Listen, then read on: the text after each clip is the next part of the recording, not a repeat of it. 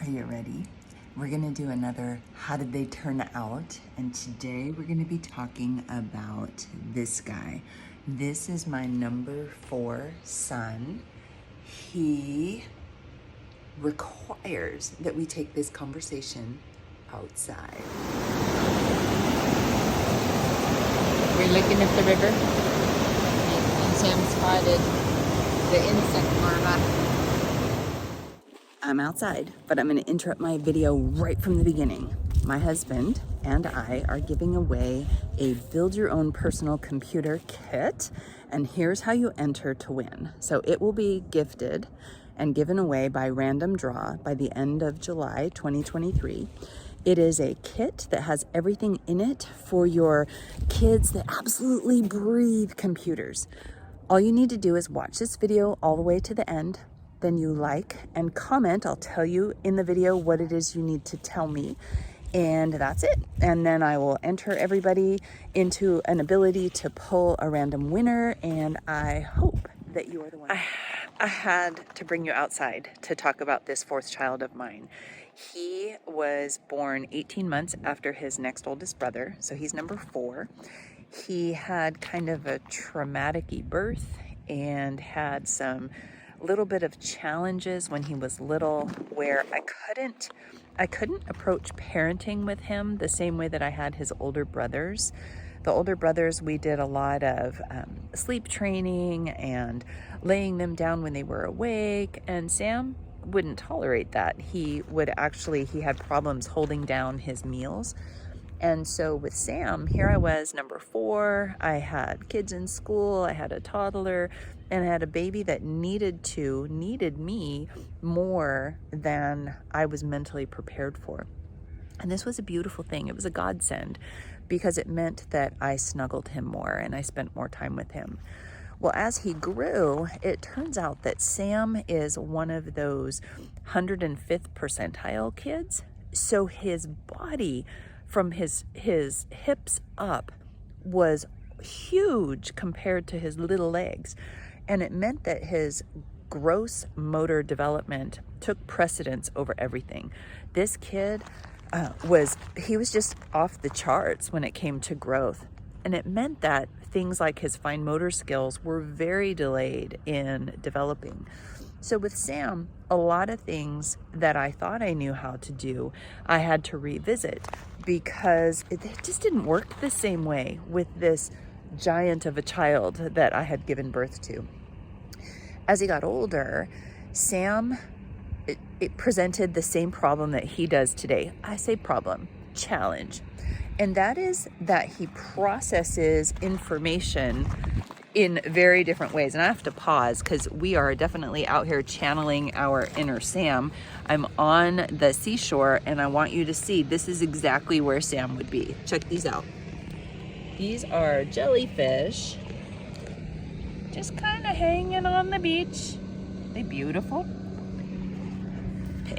Sam, when he was about 2, at about 2 o'clock in the afternoon, I would say, Sammy, he's back.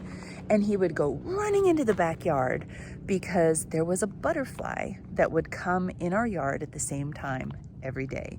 And Sam and this butterfly for like 2 weeks solid would just dance around the backyard. It was beautiful. Sam is drawn to nature. Nature is drawn to Sam. He is a slower processor. I remember when he was, I'm gonna guess, 7 or 8, and I was talking with a fellow educator, a teacher. She was our governing teacher at the charter school, and I was saying, okay, can I just say this out loud? It drives me crazy when I ask him a question because there's this really long, pregnant pause before he actually answers the question. I said he has to form his entire opinion, his entire answer before he speaks. And she looks at me and she goes, Bekki, do you realize what a gift that is? Do you know that most people speak without thinking? And so you're so used to people just flapping their lips that what you're not seeing is the beauty of what Sam does. And that is he fully processes the question forms his complete thought and opinion, packages it, and then speaks. Now, in today's world, a boat just went by. There are ripples. This is very Sammy to pay attention to this type of phenomenon in nature. It's beautiful, isn't it? Sam is amazing because he slows down and fully absorbs the environment that he's in. Just recently, he's almost 20. Just recently it had rained and there were puddles, and I went inside to bring something inside, and I come outside and he's laying next to the puddle, tapping the puddle and observing the ripples. And I'm like, what you doing? And he went into this big, huge science thing that obviously I didn't fully grasp, but he was talking about the fluid dynamics of the puddle and had some kind of idea processing, and he was sitting there tapping the puddle, watching the effects of the ripple, and was translating that into some potential solution to some of our world problems today. Sam. He didn't read early. None of our kids did. He didn't walk early. He didn't walk until he was almost 2. I would have to hold a pencil and write down his thoughts while he was creative writing or writing until he was 12, because his fine motor skills were so underdeveloped that his hand could not keep up with his thoughts. And so I just was his secretary, and that way he could get his creative ideas out. I would write it down, and then he would transcribe it into his own writing. The thoughts were all his, but I had to come alongside him in order to encourage the creativity side of his brain, which is more important to me than him being able to sit there and fill in a piece of paper, right? Because a blank piece of paper is overwhelming, but if your fine motor skills are delayed, it can be more than frustrating.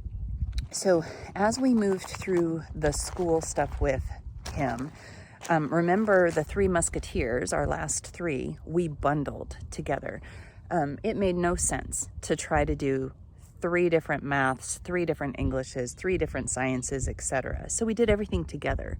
Sam dictated how far and fast we went in mathematics because he's our academic one. He's slower on the outside, but he's a deep thinker, and he was the faster one in math. So we would teach math to Sam, and then the older one and the younger one would do pretty much the same thing all the way through. Sam challenged me because my weakest subject is science. Not because I don't get science, not because I don't appreciate science, but Sam is truly a scientist. And so we would do things like go run errands, and he would have a little ball, and he'd be throwing the ball in the car, and he would ask questions like, why is it that when I throw the ball in the air, it doesn't hit me in the face as we're driving? Or he would say things like, Mom, if it was safe and a professional baseball player was strapped standing to the top of the car and we were driving 60 miles an hour down the freeway and he pitched the ball, what would happen to the ball? He'd also say things like, if heat rises, why is it colder on top of a mountain than on the bottom part of the mountain? It's through Sam's questions that I recognized that great scientists of the past it's who they are. It's the way that they think. I can fully imagine Sam coming up with some of the great discoveries of old. Even when we were doing math, I remember introducing him to Pythagorean's theorem. You know, a squared plus b squared equals c squared. And we actually had to take a break because he was so frustrated that he had to just trust the formula. How do I know that it's true? I'm like, bud, because it's been tested and tried hundreds of years. You can trust this formula. You can trust me. Just trust Pythagorean. Sam and I went toe to toe. By the time, and we did all kinds of homeschool stuff together as a group. We did units, we did projects together. It was beautiful. By the time he started to get close to high school, I could see that his desire for math and his desire for science was so much deeper than what I was going to touch on in high school. And I started to say things like, don't worry, God invented college professors for people just like you. So we're just going to do broad strokes of math and science so that you understand the basics. And then if you still have this heart for these things, when you get into college, you'll be able to go deep into them. And you'll be in a room with people that understand the vocabulary and care about all the things. You know, I remember we were doing a brush stroke and he was reading a chapter on, what was it? Bacteria, protists, protozoa type things, like stuff. And he shuts the book and he goes, don't you just hate it when you get to the end of a chapter on bacteria and you realize it's done? No, I don't understand what it is you're talking about. Sam had the challenge of him being the most academic in the classroom. I can totally imagine that he will go on to get a master's degree and a PhD in something. His dream is to be a college professor of science and math, and I can see him fully doing this. He lived in the chemistry and science and math tutor centers, not because he didn't understand it, but because he loved it. And he loved to be present so that if anybody else needed help and he could help even the tutors, he was there to help. It's just the way that he's knit together. Sam, this child number 4, taught me that I don't have to be brilliant in order to raise a brilliant child. And I, if anything, that's what I want you to take away, is that you don't have to know everything in order to help your kids become who it is that they're destined to become. How did it turn out for Sam? Even though we held him back and didn't let him go as deep as he needed to go, well, today he has already earned his associate's degree. I think that's my son, my other son rowing. So you'll be able to see some rowers go by in the background. He earned his Associates of Science degree at the same time that he earned his high school diploma. He is currently taking a gap year as he saves the funds necessary to finish his degree.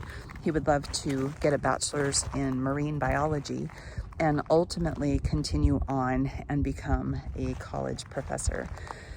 What I can tell you is that you have everything that it takes to educate your kids, but you will not always feel like you know what you need to know to educate your kids. Sam taught me and continues to teach me that you can slow down. You can stop and look for the jellyfish on the beach. You can pause and watch the waves as they interact with the environment or respond to things like boats going by. You can see the habitat of whatever place you're standing in, and you can lean into it to see the treasures that are here.